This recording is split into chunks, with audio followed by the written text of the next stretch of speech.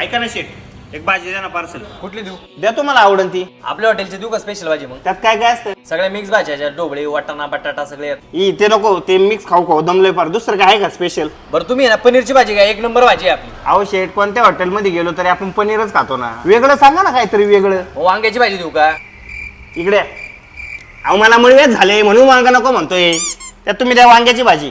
तुमच्या आवडीने लागेल ती द्या ना दुसरी भाजी. व्हेज मराठी भाजी देऊ का? एकदम बेस्ट भाजी. ते गोळ गोळ हा. तुमच्या आवडीने द्या ना काहीतरी अशी युनिक भाजी द्या ना. काय देऊ तुम्हाला? तुम्ही सांगा ना नीट. तुमच्या पद्धतीने द्या ना दुसरी एखादी चांगली भाजी. काजू मसाला देऊ का? नको नको, तिले महाग असते. मग शेवभाजी देऊ का? मग त्यापेक्षा मिसळ नसते खाली का? काय शेट, तुम्ही द्यायची एखादी तुमच्या पद्धतीने चांगली भाजी. मग पिठलं भाकरी देऊ का? ते मला घरी नाही का खाता येत. इथं आलो असतो खायला. तुमच्या पद्धतीने द्या नाही कधी चांगली भाजी राव. 4 वेळा तुम्हाला सांगितलं मला भाजी देता ना का? पुढे रे.